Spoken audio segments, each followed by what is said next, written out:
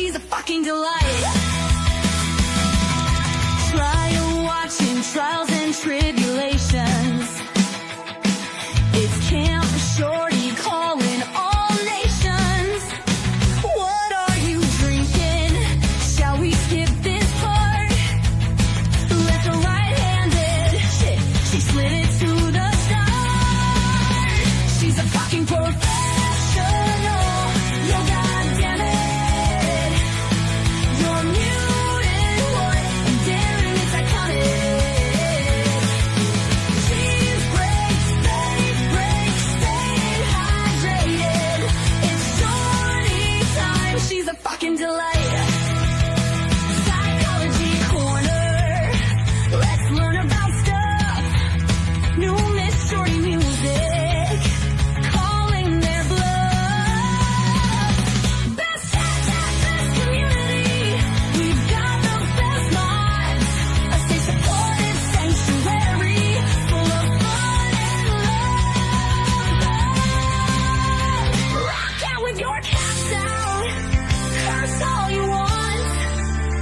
And here at Camp Shorty, we even say cut.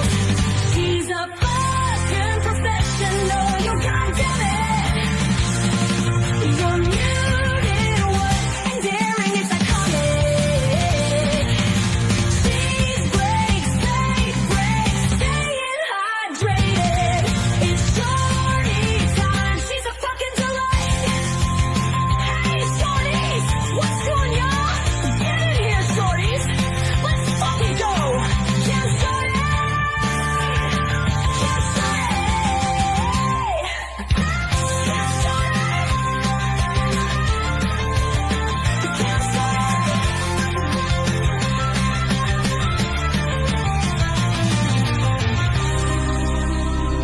Camp Shorty.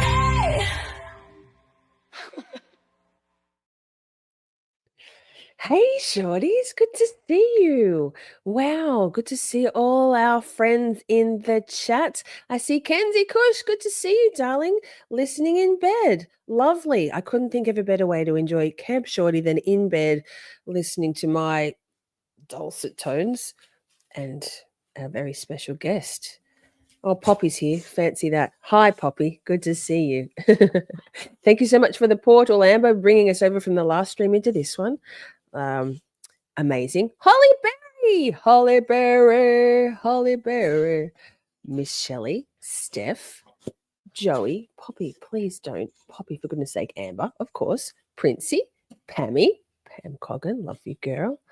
Pammy was dancing. Colours had to wear a burqa to escape unnoticed in that flight from the last one. Laura's here. Yes. Okay, amazing life artist. I didn't teleport. Oh no, I'm so sorry. Poppy loves the intros and licking and panting. Hi, Poppy. Nick Francis is here, still alive, still working and lurking. Working on a Saturday in Australia, Nick. That really sucks. Laura B says, cunt. Same, girl. I say it all the time. My very lazy Friday night is here for this. Excellent. We will be wrapping up in time for maybe not the very start of Feral Friday on Publicly Buzzed, but before 9:30 Eastern for sure. So because Chris Duett is a guest on Publicly Buzzed often, not tonight, but we all want to go and get Feral over there after this. I think I can speak for all of us. Yes, Poppy. I think Poppy is part of the intro. She's very enthusiastic. Poppy, shall I be professional? She's like, no, never, ever, ever. Okay. So just to remind, we're going to pause at some point, maybe a natural breaking point of the chat with Chris to draw our raffle from last week of all of the super chats and stuff to go in the draw for a t-shirt off the merch store. Oh, well, Poppy, okay. God damn it, woman. Why can't you be more calm like Buster? Poppy, I can't with you. Get down again. I love you, bye. Okay. Poppy is the intro. Thanks, Joey. 100%. Poppy is so cute. She's cute. She's clout chasing. She absolutely is, life artist. So, have you heard of Chris Duett? He used to have a podcast called Criminal Perspective. We will talk about that. It's no longer around, and I was devastated. But the podcast was all interviews with some pretty hectic characters, serial killers. I was going to say cyclone killers. Poppy, oh my God, Poppy. Murderers, Whitey Bulger even. Chris went to the Casey Anthony trial, and Casey Anthony has been back on our screens if you're a TikTok person, and on our social media. Poppy, please get down. Social media feeds. I'd love to talk to Chris about that. So we can. Chris is also a snack aficionado. Loves the snack. So many things to talk about. So let me change my layout. Guys, oh my goodness, they're both here. Chat, they're both here. And a rather unceremonious intro. Chris, hi. Hello. How am I going to compete with a dog? This is, Two I'm dogs. getting upstaged before I even, it's no good. This is every stream, Chris. Every stream they come up in my grill for about the first few minutes. I have a whole thing of treats, snacks for them. So I don't think these are the snacks you'd like, but they like them. Yeah, Poppy knows the role that yeah, cool. Crazy dogs. So thank you so much for joining us. Hey, thank you for inviting me. I'm very very gracious that you extended that invitation. So thank you. Absolutely. I saw I see your tweets or posts on X and often and then but your chagrin over the Casey Anthony stuff, and then what did you call the people that are posting or tweeting out the pictures of Kaylee instead? What was that phrase you used to describe what that? Yeah, victim patters. When Yes. somebody doesn't have anything to really add to the conversation, but just an easy way to insert into the conversation that will go successfully is to pull the victim out and pet them and go, hey, don't pay attention to her. Let's just pay attention to, this person. I don't like it, That's just icky, right? Yeah, that's not my thing. It's almost capitalizing on the victim to get clicks and views or engagement. I'm not really sure what it is, but I just see it and I go, really, what is this adding to the conversation, or it's just, I don't know. It just doesn't do it for me. Particularly in the case of someone like Casey Anthony, who, possibly America or the world's most hated mother. By giving it any air, and well, here we are giving it air, but it also, I guess that kind of draws some engagement to her stuff as well, because people then get curiosity. Yeah, but I can admit it. I'm fascinated with the case. I'm fascinated with her as a person. I'm fascinated with, all that stuff that surrounding that. I'm not the only one. Very clearly, it was a massive worldwide thing, So, I don't know. I think it's okay to talk about this stuff and talk about Casey Anthony and talk about murder and talk about things that happened. I don't think we should run from them or ignore them and go, let's just pay attention to this one aspect of this and ignore everything else. Let's not have a conversation. Let's not dig into it. Let's not analyze. Let's not, explore it. Let's just leave it alone and just pay attention to it. Let's just pull the victim out and pet it. I don't like it. It's, yeah. No. So you went to Casey Anthony's trial. Yes? I did, and it was a total shit show. Yeah, so I grew up partially in Central Florida. I know people that know her. I know people that grew up with her. I know people that live in her neighborhood. Some of my friends know her. I get tattooed at the tattoo shop she got her Bella Vita tattoo at. So I paid attention to it from the jump. And so when the trial came around, I watched the whole thing. I decided, I'm gonna go one day. I can't remember. It was, I think, May 9th or May 10th. I want to say 2009. I'm not really sure. This was so long ago. Yeah. But Time. What is time? yeah, I was working in a bar at the time, and I worked and then I stayed up all night, and then at 4 a.m. I went down the street to the courthouse in Orlando where the trial was happening. They wouldn't even let us on the property for the courthouse before 6 a.m. I think it was 6 a.m., something like that. And then as soon as they said, okay, you can come on, everybody ran across the street and then got in a line. And you stood in a line until I think it was like 8 or 9. And we were out there for hours. I was up all night. I was exhausted. We were out there for hours. People, I remember we ran across the street to get on the property, and people were running to get into the line. And I casually walked up to the front. I was on the news. They got me on the news doing this. I casually walked up to the front of the line and just bumped my way into like second or third. And I remember someone else tried to do it, and everybody was like, hey, get the fuck out of here. And then they turned to me and they're like, oh, I'm sorry. Did I step on your foot? Are you okay? So looking how I do is beneficial at times. But So you had the face tats then? Yeah, I've had this for like 16 or 17 years or something like that. Right. Yeah, I've looked like I this wouldn't for a fuck with long you. time. I want face tats. I'm a I nice want guy. face tats. I know you are. I want face tats too, but You should but do it. I I'm a big. I'm gonna say yes to them every time to anybody who yes. says they want them. The time when I everybody announced else will say no. Most people do. The time when I announced it was right in a rather crisis point a few months ago with things, and everyone was like, "No, it's just a rash decision." I'm like, "No, I've been wanting to do it for a long time. I want to get like a filigree thing down here, like kind of cute." So I say go for it, but definitely. I've already got hand tattoos and stuff. Also, don't listen to me, but I say do it. So we get in the line and we get tickets. We got paper tickets like a concert. And then we go into the courthouse. We pass through the security and everything.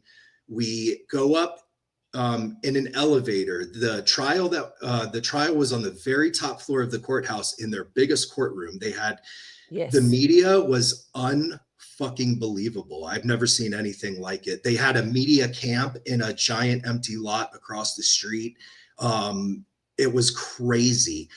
Crowds outside of the courtroom, and they were only letting 50 people in a day. And there were hundreds of people trying to get in here. I had people trying to buy my ticket from me on like the breaks and stuff if I went outside. It was crazy. So we get up to the top floor of the courthouse. And right when we get out of the elevator, there's bailiffs there checking our tickets to make sure, like at a concert, you go into the venue and they check your ticket. That's really what I mean. I might have, or maybe they said like, keep your ticket on you. It was crazy. They had to manage it somehow. It was very, very tight, impossible to get into it without the golden ticket. I mean, how many roughly how many people members of the public did they allow in to your recollection? I think it was 50 a day. Wow. That's a big courtroom. People had to line up before the sun came up, wait till they say you can come on the property, run across the property and try to be one of 50 in line. People were like, I came down from Minnesota, they were from all over the place. It was insane. So I got to see all of that shit firsthand, and it really was. It was a fucking circus. So we go into the courtroom. It didn't really have seats on the tickets, or maybe it did. I'm not sure. The courtroom, there's like in the bottom, and then they had like another seating row above. I'm not sure if you watched the trial, if you could see it. It was very big. It was the biggest courtroom I'd ever been in. And I got seated with the media. They put me, I guess they didn't, I don't know. They put me in like the very, very separated. back. Yeah, they like we don't want this guy. I don't know. But they put me in the very back with the media. So I'm sitting with all like the CNN people who are like, tweeting about it and like all of that shit. And I'm just like, this is crazy. And, Casey Anthony's down there in the courtroom. And I watched all the testimony and everything for that day. And it was interesting and just surreal. And yeah, it's just, it really was just like a insane, people were just, I don't know. It was the wildest thing I'd seen. What was her demeanor like? Was there a contrast between when the jury was in the room versus when they weren't? Did you notice anything like that? That's a good question. Yeah, I was constantly looking at her. I was constantly looking at the jurors. I remember the jurors were engaged. I remember she was pretty stone-faced. She sat and just on her side of the courtroom and just sat at the table and mostly just looked forward or looked down writing.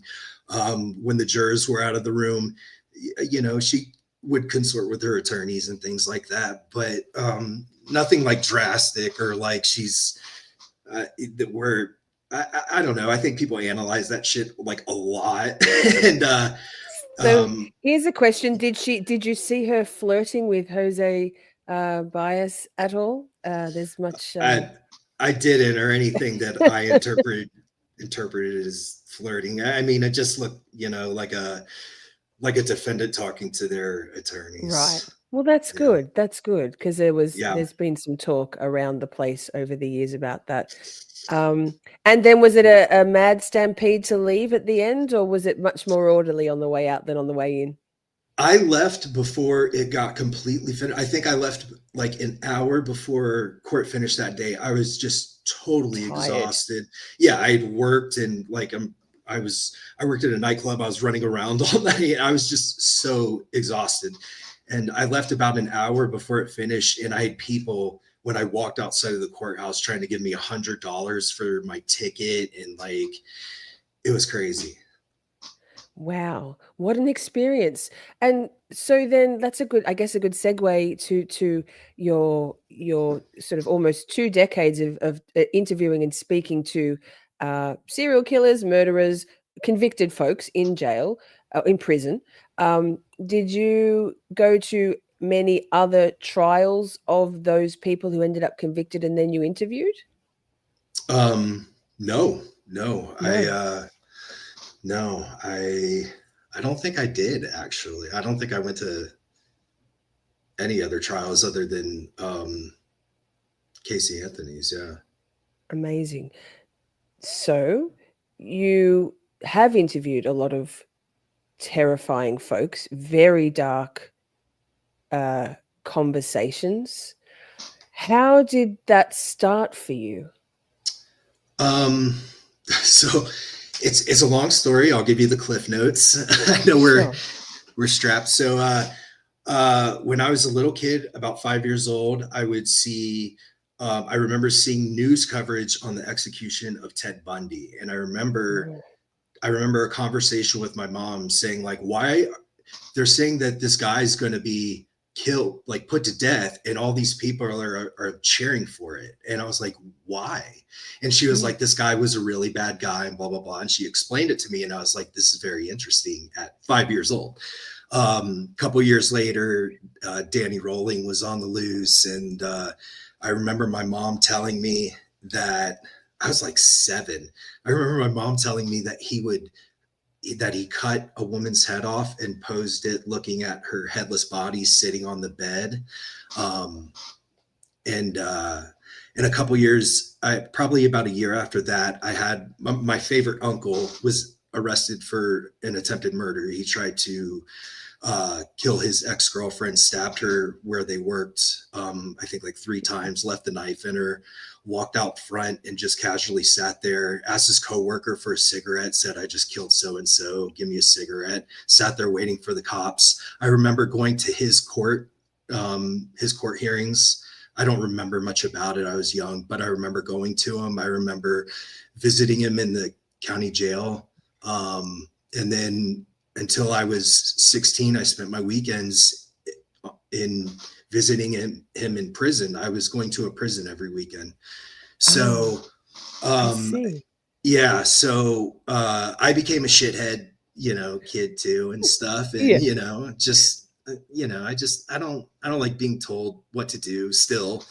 I don't know. I'm just kind of a turd, even now. So, I get a little older, and this whole time, I'm a fucking delinquent. So I start reading in the 90s, books from like Clifford Leyendecker and stuff, and Killer Kids, and I'm going to the bookstores and I'm reading about the Wayne Williams case, the Atlanta child murders, and all sorts of stuff. And I'm just like it was my thing, and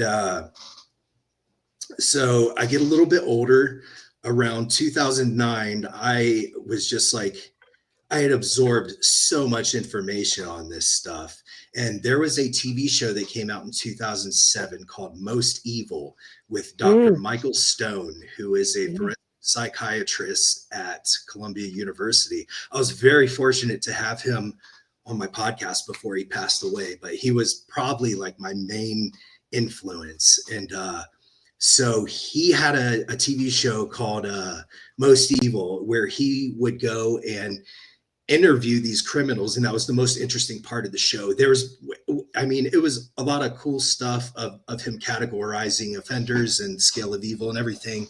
Him and Dr. Gary Burcato, who's also a friend of mine, really cool dude. Loved it. I've got his book. I've read him. He set me up with Dr. Stone. He sent me a copy of the book signed by both him and Dr. Stone. No. I still got, So, so cool. Yeah, so I watched that show and I was like, you know what? He gets so much information directly from the source. So I was like, I'm just going to write 12 offenders of cases that interest me.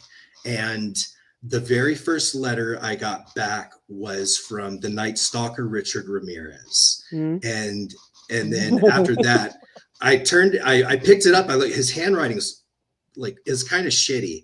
And I looked at it and I was like, who is this from? And I see it's from San Quentin. I was like, this is someone from death row, because anybody I wrote in San Quentin was on death row. And I was like, I look and it's Richard Ramirez, and I was like, oh my fucking God. And I got the pit in my stomach and was like, holy shit. And it was on from there. And then I was just firing off letters by the dozens, taking phone calls from any inmates who will write me or call me who I was interested in talking with. Eventually emails. This was before they could get emails and stuff. Eventually an email system opened up. You could email inmates. And I just went absolutely fucking wild for probably like 6 or 7 years or something like that, just mostly writing and talking on the phone with a lot of them.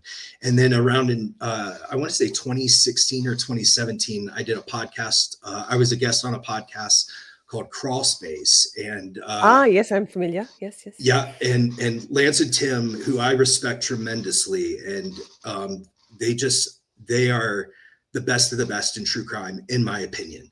And they're great people. They encouraged me. They're like, you should do a podcast. And I was like, really? And they're like, yeah. So in 2019, I was like, I am going to do a podcast. Like, I've been doing this for years and years, spending my own money and everything. I'm going to make some money. I'm going to do something with this. So I did a podcast and interviewed the inmates, and then broadcast the interviews exclusively on my podcast. And on there, I had about, I think, 80 interviews with convicted murderers. And then, but I also interviewed some really cool survivors.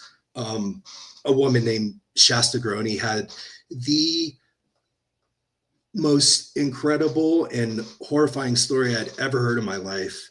I am in total awe of her. She is unreal. I interviewed other a woman who was paralyzed in a school shooting. Very, very cool. Lots of professionals. And so it's not just murderers. I had a lot of great professionals on with me to analyze the interviews and the data that I had collected. I had Dr. Chris Mahandi. I had Dr. Lee Meller. I had just tons of stable of just Dr. Ann Burgess, Dr. Victor Petreka, just incredible people that I could just Chris. pick their brains over all this stuff. So that's what it was all about for me. People focus a lot on just having conversations with killers. That was just me included. My part bad. of it. Yeah, no, it's all good. That's part of it. But I'm really into and getting to sit and shoot the shit and talk with the best of the best on this stuff. And yeah, it's I definitely I'm glad I did it. We've got I asked Chris if he had still had the podcast. It's no longer up and available, and Chris can explain that, but he did send me a few little clips. I guess they were promo clips, for your podcast when it was around. So so why don't we play one or two of those? They're just short clips, audio clips with a bit of a visual. Wait, here's me doing my every single time present screen. I'm like Bob Motter. Except not because I'm not a kick-ass defense attorney. It's fun. Shout out to Bob Motta. Shout out to Bob Motta. Pokemon says in the chat that I have all the interviews in the closet right now, and that is literally true. They're on a laptop in a closet, in a box somewhere in a closet right now. So yeah. Right. So let me see. This is, don't worry, we're not just going to look through our inbox, but I have to not go to jail for the rest of my life. And so trigger warning, chat. I don't know. I was I couldn't see her face or nothing like that, so I can't explain trigger warning what I didn't actually visualize her dying and stuff. I kind of just looked up and held her by the shoulders under the water, and until she stopped struggling. So Chris, how? Wait, I'm still in my ear. Hold that thought. It's still in my ear. It's still in my ear. My God. Pause. All right. So Chris, that's very dark. I happened upon a rather dark one. How do you spend years and years? And I know you just said you spoke to professionals about things, and you weren't just speaking to these kind of evil creatures. How does that affect you mentally?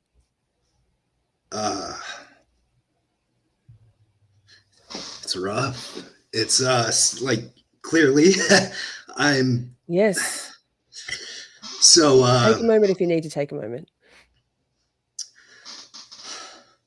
I'm so sorry. I didn't mean to do that to you. No, that's fine. These are, it's very heavy. It is very heavy. And I know you're I'll give you a moment. I know you're very vocal about mental health and how you navigate through and manage and sort of keep your mental health as relatively healthy as possible. Yeah. I mean, this is all stuff that I signed up for. I don't regret it, but it's horrible. It's horrible. That was a guy named Scott Eby. And he sat there and told me about how he kidnapped and murdered a 3-year-old girl named Riley Fox for no reason. He molested her before he killed her. 2 years after I did that interview, he killed himself. Yeah. So it's just, it's horrible. It's horrible stuff. It's, you know, you gotta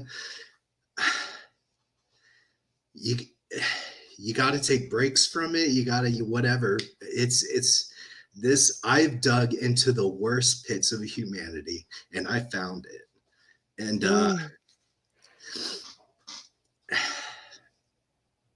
yeah, that's true crime.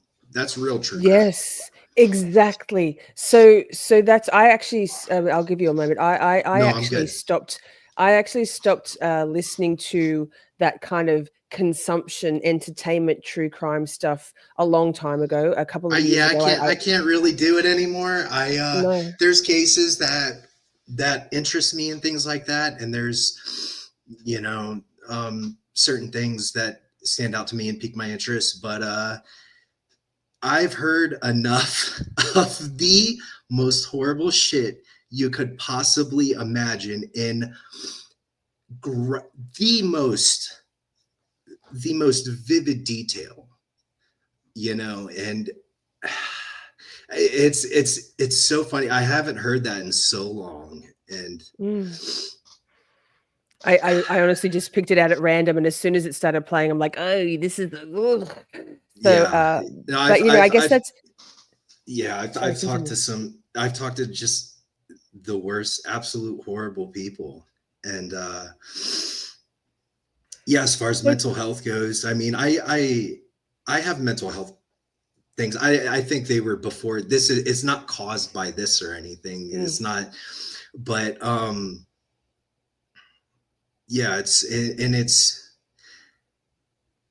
interesting when you watch it, and that's the whole thing why I started writing them. When you watch it on a TV, you know, all that stuff, you're detached from it, and that's a good thing, and you should be glad that you're detached. You should be glad you're not involved in any of this shit, you know. And I don't know, I decided to dig into places where most people wouldn't want to, and I don't fucking blame them, and I don't even know if it was a good idea that I did that, but I don't know. I feel like I'm glad I did, you know. Chris, at the time, did you have some ability to compartmentalize or not absorb what these people were saying to you, or did you feel it at that time? Oh, It depends. man. That's a really good question. Nobody's ever asked me that before. You have some great questions. Thanks. So at the time, I was really focused. When I was talking to him, I was prepared and I was focused and I was ready and I was listening and I was trying to extract and I was You had in a job mode. to do. Yeah, I guess so. I mean, that was how I earned my living with my podcast. So yes, in a sense, maybe that was what put me in that mode. I remember a lot of them. Some of it was difficult, but I was never desensitized to it, but I could definitely deal Clearly. with the subject matter. There's one episode that I did when I got done editing. I said, I'm never going to listen to this ever again.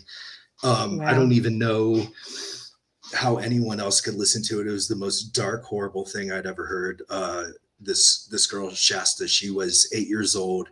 And this is trigger warning. She was 8 years old. She had never told the story in such, she had a detail she had never told anybody before, but she decided to say it on the podcast and it caught me. I thought I knew everything about the case. I had written with the man who had done this. So I thought I knew everything. She came on at the time. She was 8 years old. A pedophile serial killer named Joseph Duncan. He was traveling around. He saw her and her 9-year-old brother playing in their yard in Idaho. And then he kind of started stalking them. And then I think she thinks that he had gone into their house when they weren't there and stuff. And he had already killed children before this. He one night came in, and I'd read about this and everything, and it was unbelievable. I was blown away. She said she was, right away I got chills when she said, I was awoken by my mom at like 6 a.m. or something like that. And she was telling me calmly, there's a man in here who doesn't want us in here. And I was like, holy fuck. And they lived in pretty poor conditions. Joseph Duncan took all of them into the living room, and Shasta said he took her outside and she never saw this, but she goes, she told me, she's like, I never said this before, but I was in the living room, and he had a gun, and he goes, I watched him beat every member of my family to death with a hammer. And then he took her and her brother. Her 13-year-old brother stumbled out the door, head wounds, went and sat down at a picnic table and just slumped over. She watched him slump over and die. She said his eyes were just gone. He had took her and her brother, kidnapped them, tortured them, tried to kill, or he killed her brother in front of her. She told me that his brains were in her hair for a week. She was 8. She told me about the kind of torture he would do on them. It was awful. He tried to kill her. She survived. She tricked him into taking her back into town where they were looking for her, and they found her. And she remembered about another murder that he had told her about, another kid. So she solved another case, and he went to death row, and he died of brain cancer. And she's had a hard life since. But I bet. God. Yeah. God. Just heartbreaking stuff. Heartbreaking stuff. You spoke to Whitey Bulger, apparently, and this community is rather familiar. There's a lot of Bostonites here. Yeah. A lot of people who aren't a huge fan of Hank Brennan, myself included, being Whitey Bulger's defense attorney. So what did that look like? So about 2 weeks after he got arrested, so Whitey Bulger, I like organized crime. I like, all that stuff. Mafia. I've interviewed several various mafia individuals. That interests me as well. So they call it Whitey Bulger, who was probably the most infamous modern organized crime figure, if not for John Gotti, maybe. So they caught him. About 2 or 3 weeks later, I wrote him a letter. I want to say this was like 2011 or 2012, whenever I don't know, but I wrote him a letter, and then I got a letter back from him, and he, I was real respectful. Called him Mr. Bulger. He's an old school mobster, So, they kind of, they're easy to figure out, kind of.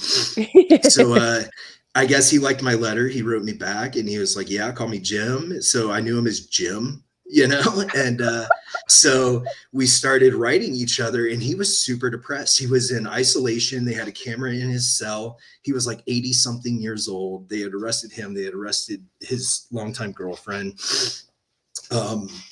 He was just telling me, like, I'm just so bummed out. Please don't ever he would tell me, don't ever get into a life of crime. If you're thinking about crime, don't do it, please.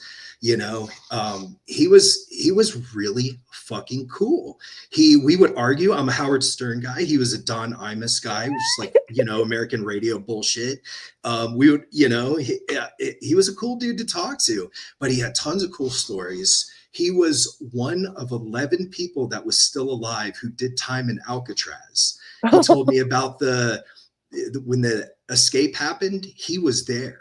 So Get out. I got to hear about what was going on in Alcatraz firsthand from someone who was in it when the escape happened. It was just so cool talking to him. He would ask about my family. He had photos of my family in his photo album in jail. We got along really well. But then one day he was like, hey, you know, my case is moving. I got to stop writing. If I can in the future, I'll pick up with you. But never picked back up with him. But I talked to him for like a year, exchanged letters with him and stuff.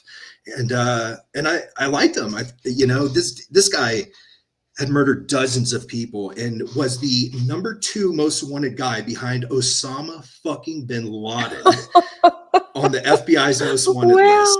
And I was like, man, like I really enjoy talking to him, you know? So it was really interesting getting to talk to him. A funny story he told me, I'm not sure if I ever told this, or if I did, it might've been a long time ago on something else, but he told me one time that on the Santa Monica Pier, he watched John Walsh make an episode about America, like America's Most Wanted was filming. They were looking for him and he was watching them film it. No. What? Yeah. So just the craziest stuff. He was like, oh, I was just wide in the open, just living normal, you know? So it was just wild. Yeah. So very interesting. So he was a fairly down to earth guy. He wasn't smug that he'd gotten away with everything for so long. No, he knew it was over. He knew it was over. He was old. He was just kind of like, I got to pay my dues now. You know, all I can tell you is don't do this shit because what I'm going through now is not worth, you know, anything. So he was just like, stay on the right track, take care of your family. He never had anything like negative. Like you would never think that you're talking to this notorious fucking mobster, you know? I wonder if he aged out of that behavior, because, you know, they do say in terms of criminal psychology and criminal behavior that people often age out, or generally, other than like psychopaths who don't, but they age out of those behaviors. So I guess by the time you met him, he could possibly have been a psychopath and just been a very charming, likable person. I've met some psychopaths that I really liked talking to.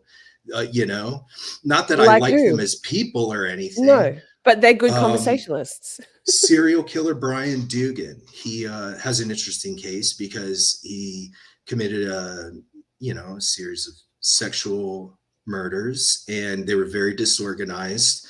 And I thought that was interesting because he has a genius IQ. And I talked to him like, this guy is fucking smart. And the way he thinks of things, he tries to fuck with the prison systems and the guards and stuff like that and the whole system, and he tries to think like 5 steps ahead. I remember one time he had sent me a whole like prison report. He sent me all these records and all sorts of stuff. He was on death row for a long time, and he was complaining that he can't, because he didn't want to have a cellmate. So he was saying, I don't want to have a cellmate. Yeah. He's saying, I don't want to have a cellmate. And also he had murdered a child, and, you know, one of his victims was a young girl, and it was just, he's a gnarly, horrible person. But he would say, I don't want a cellmate. He would report, I've been having violent thoughts lately, and trying to set it up so that if they gave him a cellmate, he was going to kill the cellmate and then say, this is the prison's fault. Now I'm going to sue the prison because I left a pattern saying that like this was going to happen and you guys let it happen. Like that's how a genius psychopath thinks. Ted Kaczynski, the Unabomber, was fucking brilliant. He has a book of a collection of his essays. A lot of people have read his manifesto, but he has a thick ass book called Technological Slavery. and it is so interesting.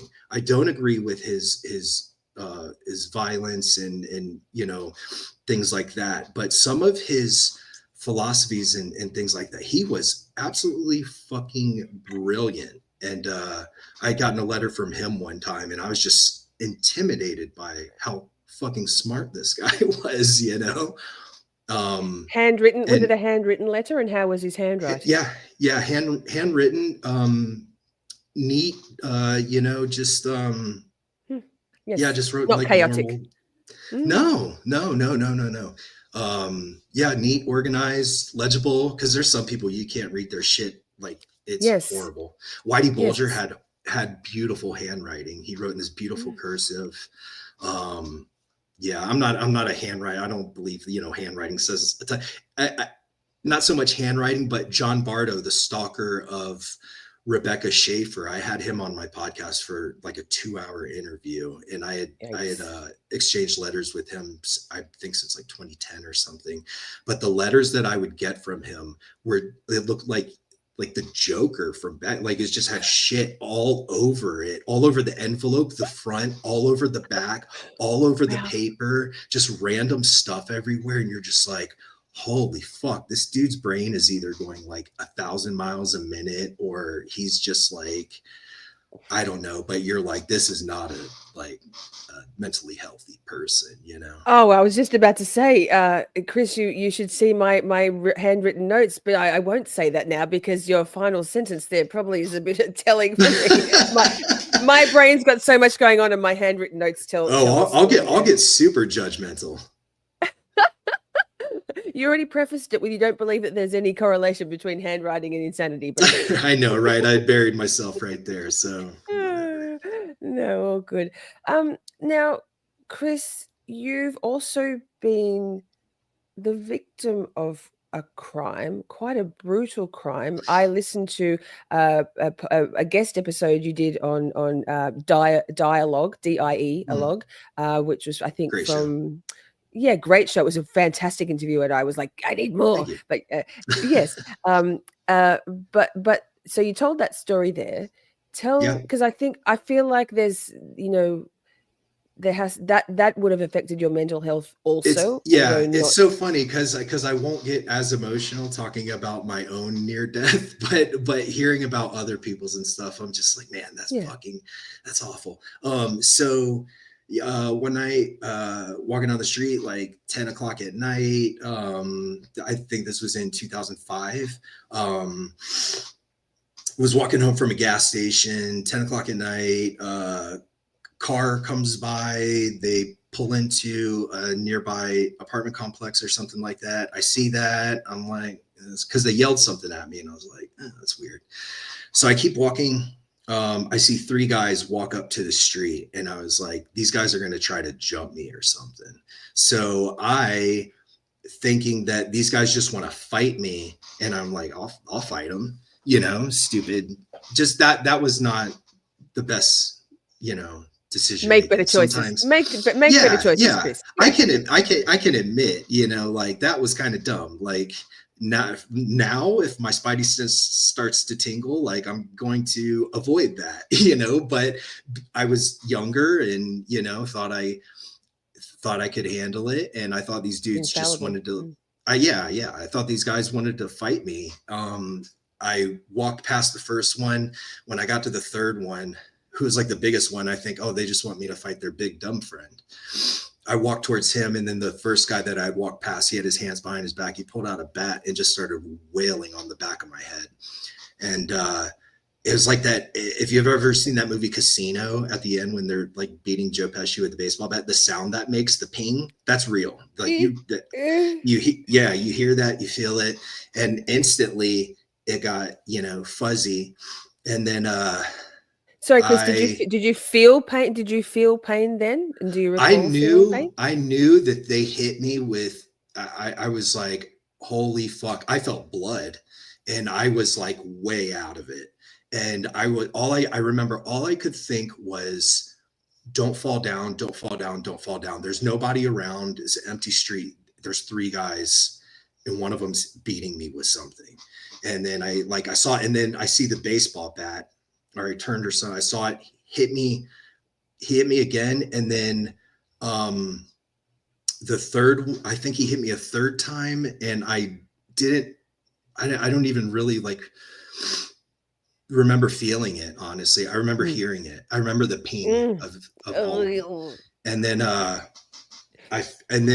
remember I couldn't stand up anymore, and then I dropped, and then I woke up in a huge puddle of blood, and some guy had stopped on the side of the road. I guess he saw me out bleeding. I was just bleeding to death, and the guys were gone. I had a backpack with cash in it. They didn't rob me or anything. Really? Yeah. So this guy scoops me up in his truck. I get to the hospital, and then I'm white as a fucking ghost. And I didn't know my hand was broken. They had said, we need you to fill out this paper. I'm covered in blood. Like I look like shit. Some guys like, get him fucking, and they're like, have a seat, fill out this paper. And when I went to go write, I realized my hand I was like, my hand doesn't work. And then they're like, have a seat. And I sat down and I started going out, and they're like, get him back there now. I remembered that's the last thing they said. They got me back. And then, I remember being in a room getting staples, and two of my friends were in there at that point. They had heard and came up to the hospital, and they bandaged my head up and put a cast on my hand. I remember a cop came into my room, and he was like, what happened? And I just remember telling him, like, I don't know who these people are, and you're not going to catch them, so leave my room. And he goes, have a good night. And he just left. And so nothing ever came of it. But yeah, I got a gnarly scar on the back of my head where my like hair doesn't grow and stuff. And my wrist, the little bone on the side of my wrist got broken in two. Yeah, I mean, yeah, it fucks with you. It definitely fucks with you. Someone in chat made a comment, I think it was Amber, who said she's never actually heard a man tell a story about being attacked at night. It's usually women. Yeah. And the fact that it wasn't a robbery, that they just they seemed like they were like drunk or like on something and just wanted to fucking attack somebody. Is kind of what it seems like to me, especially now looking back at it, knowing what I know about violence and all this stuff, is what it seems like to me. Someone asked what city. This was in Jacksonville, Florida. I come from Florida. I come from a rough area. Yeah, and I come from Jacksonville, which is like one of the highest murder rates in Florida. It's just like it's tough there. So yeah, I healed up from that. I had some great friends who took care of me. I, had a lot of people in my corner, and yeah, it definitely sucked, but I made it, and it could have been worse. It could have been way worse. So it sounds crazy, but I'm kind of like grateful that it wasn't. And I'm good. And, it's something I deal with, but like I said, it could have been worse. And I mean, I've done horrible shit to people too. So I can't just, and I made a bad choice to walk into it. And I know a lot of people like would say, no, you're totally innocent in the situations. Like, no, let's be realistic here. Like, I could have done better, but analyzing that now, that's going to keep me safer going forward. Yes. So I'm good now. Well, that's my next question. What do you do to keep your mental health? Because obviously you mentioned even you're a bit of an asshole kid. You're a bit of a delinquent as a teenager. Still, asshole adult as well. Yes. I think chat would beg to differ. Oh, but it anyway, totally can be. I'm never serious. I'm just the total fucking pain in the ass for everybody. But I mean, whatever. So how do you manage, because you've got the sort of decades of speaking to some of the darkest, most evil people that one could imagine.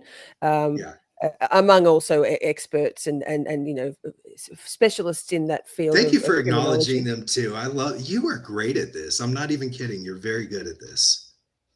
Thanks, Chris. Do you know I'd interviewed Joe Tacopina last week, ASAP Rocky's attorney, Donald I did Trump's not, but attorney? that's very cool.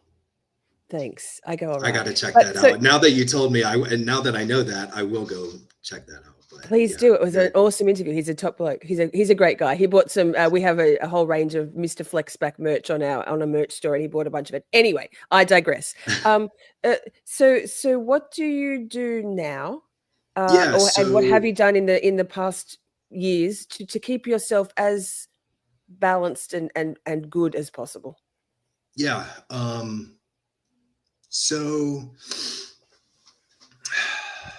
mental health is not, it's, I still, even doing everything I can, have bad days.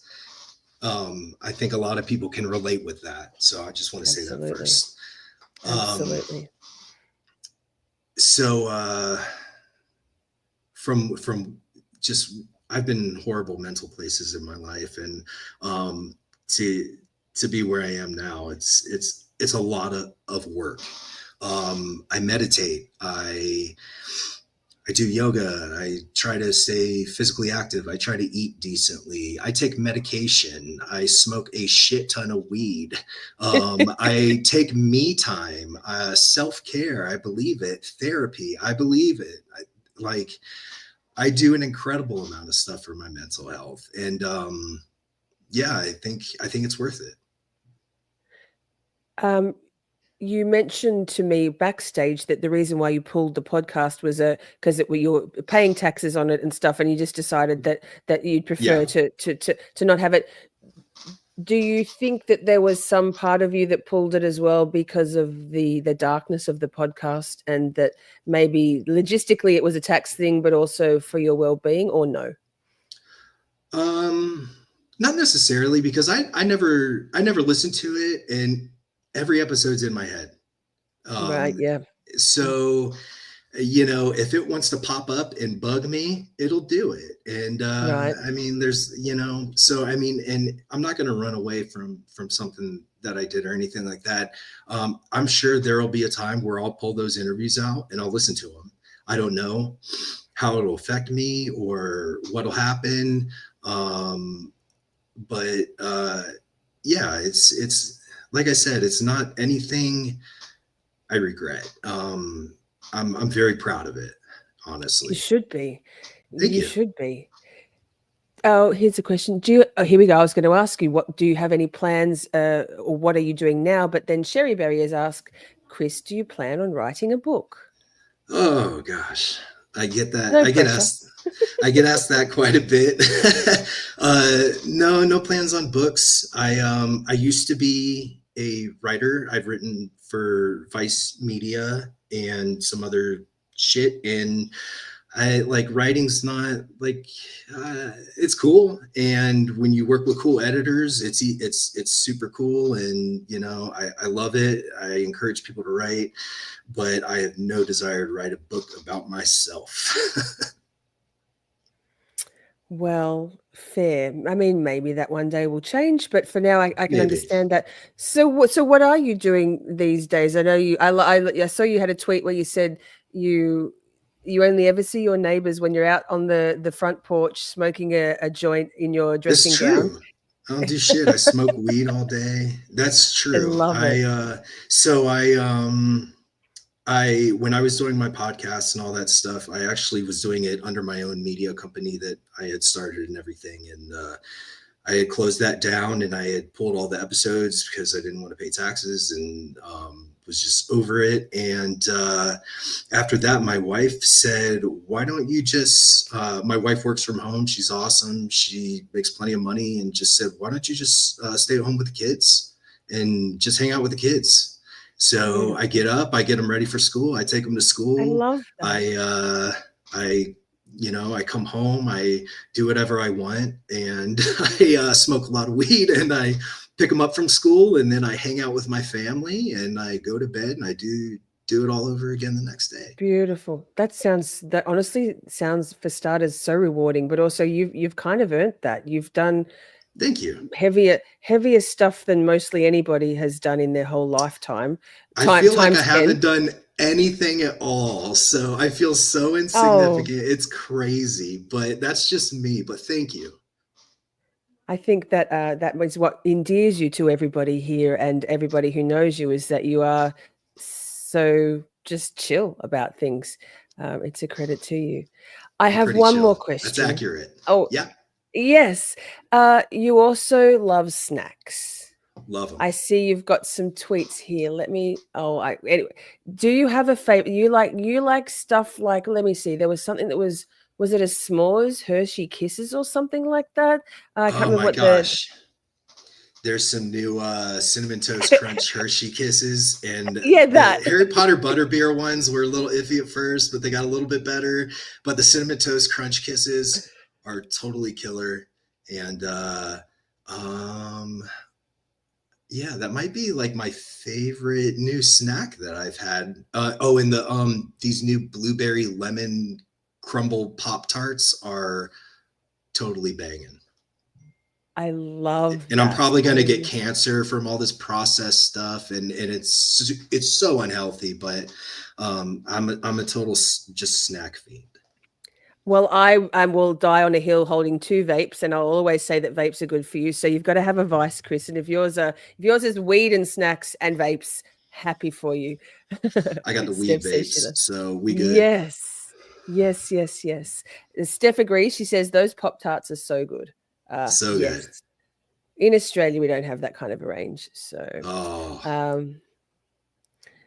thank you so much, Chris. I really appreciate you being so vulnerable. I didn't mean to steer us there, and I No, I can only be me. I can only be me, and I am how I am, and people are about it or they're not, and it is what it is. And but you, it's not that you steered it there or anything. I want to say that you give such a fantastic interview. Like, you conduct this so well, and this is coming from someone who's done a lot of interviews. Like, you're very good at this. Chris. I did do sound and radio production and presentation at university many years ago. So there it is. I could tell. Yes. There's something. I knew it. I knew there was something. I was like, there's no way she just like, I'm gonna get on YouTube and no, it doesn't work like that. No, but thank you. Well, thank you. You've been totally awesome. I was totally comfortable. I was totally vulnerable, and just you're a killer at what you do. Amazing. Thank you so much. Killer. Interesting choice of words there, Chris. Listen, I'll let you go. We've got a draw to do for our raffle for the merch store. I'll talk to you. I'll shoot you a DM because we love to give our guests here a mug, a shorty mug of some design. We have one that says "funny cunt" on there. I think maybe you might even like that. I would love that. That would be amazing.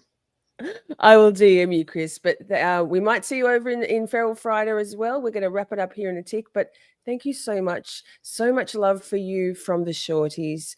Thank you, Joey everybody. Says, Chris is an honorary Shorty. We appreciate you very much, Chris. Thank you. Thank you. Take care. I'll talk to you soon. Bye. Chat. What a good man, I told you. Yes. Pokemon is heading over to Feral Friday now. We will go in a moment. Thank you so much, Christopher Duett. What an amazing man. Thank you, chat. We're getting Chris a funny cunt mug. Yes, that's it. So we're doing a draw from last weekend. And I meant to say, because it was while the interview was going on, thank you, Steph. And Pokemomo Shelley is gone now, but I forgot to ask that question. Yikes. Sorry. So, Steph, you're in the draw for next weekend. Do you want a song, chat? Do you want a song? Do we need a song just to before we head over to Publicly Buzzed? I think we should. We'll do the draw in a tick. Give me a song. I'll give you a minute. Choose a song, chat. What do you want? Something uplifting? You all coped so well. That was some heavy content. Love the bangs. Thanks, Heather. Thank you, Candy. Candy, can you please send me an email with what you want? A mug or a magnet? There's new things, or a hologram sticker for your win in last week's draw. Brit's chosen a mug. She's going to tell me, but can you please let me know? Oh, my tummy's starting to gurgle. I must need cheese. Does anybody have a song pick? No, I'm not. Chatty's Bay, something poppy and light. Right. Yes, I agree. Something light. We're not doing sorrow flutes or anything like that. Now's not the time for. Let me see. What about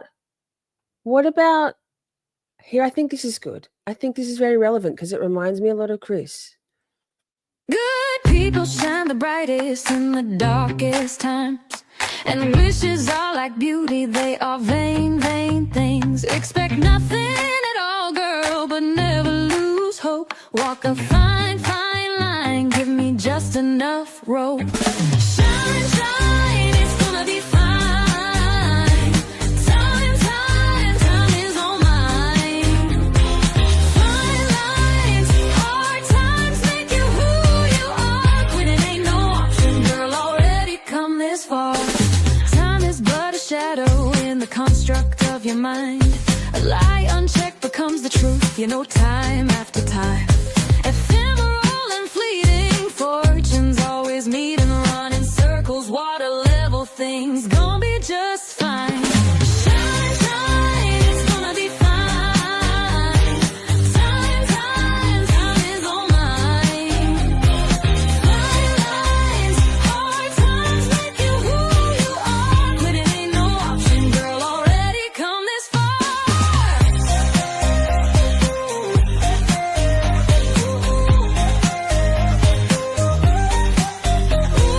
Time is but a shadow in the construct of your mind.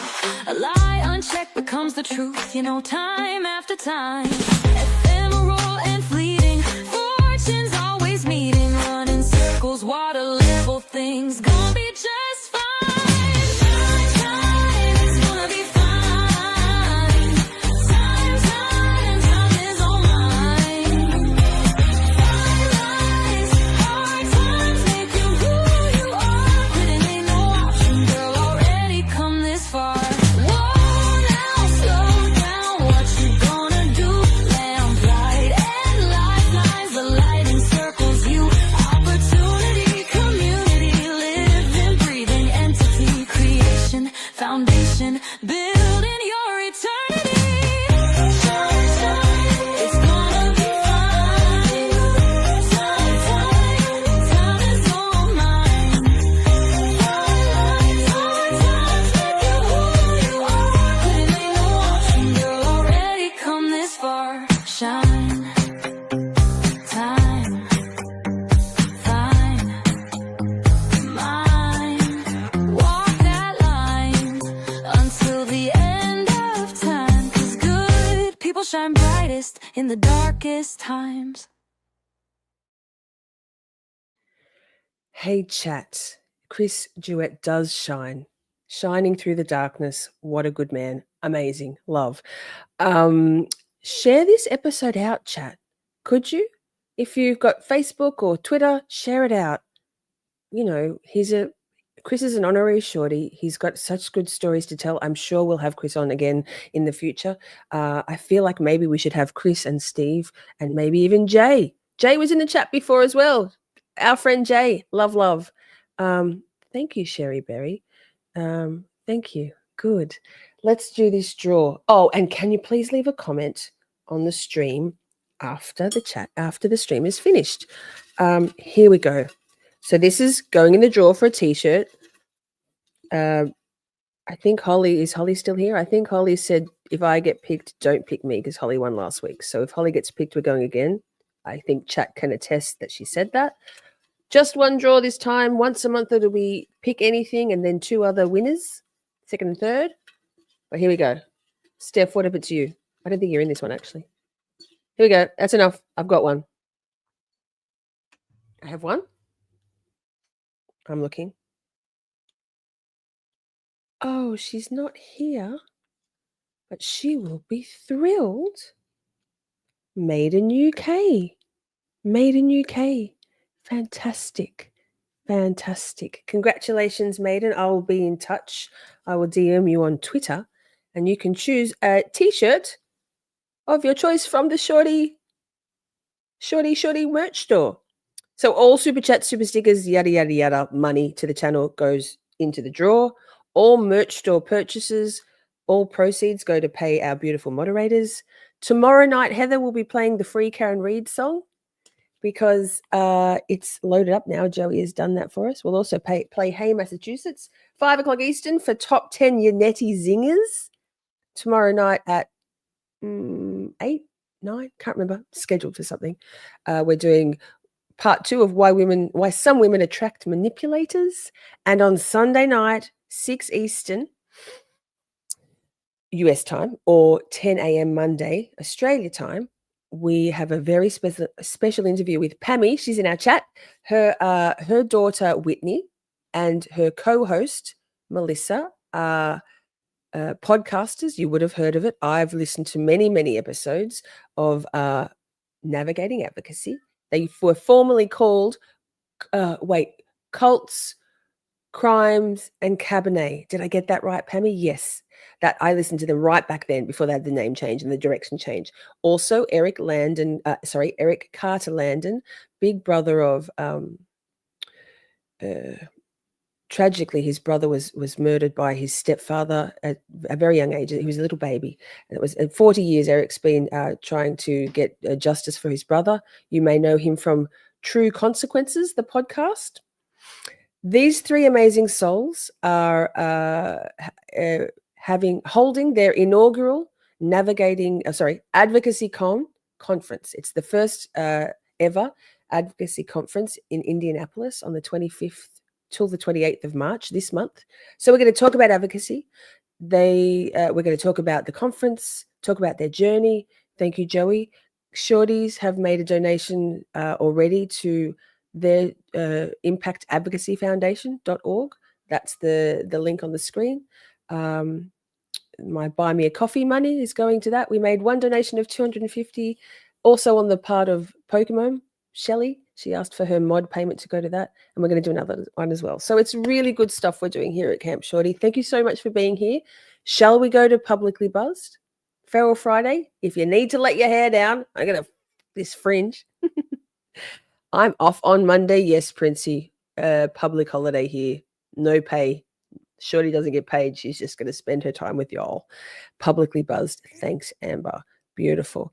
We're going to be on, we'll be just a little bit of a minute on YouTube and then they head over to Kick. It's so much fun. Thank you so much, moderators. Thank you so much, chat. I'll be in contact with Maiden to get her pick. I love you all very much. And I will see you all tomorrow night at 5 for the variety show that is Camp Shorty. We don't have a pigeonhole, do we? We just do what we do, and we do it with sensitivity and love. And I love you all very, very. I love you all so very much. We had a blast just chatting and stuff. Things may have gone bit off the rails. Professional when all else fails. 'Cause chat is babe, so much to say. Emotes and all the caps out. May have been cheese, bit faster please. The time has come, Camp Shorty out. We're skating through all the tough things, learning about this and that, defense motions, prosecution, and narcissistic twats. 'Cause chat is babe, so much to say. Emotes and all the all caps out. May have been cheese, bit faster please. The time has come, Camp Shorty out. Community, just you and me. Occasionally, Buster and Poppy. It's the whole thing, Miss Shorty swing. Together we make each other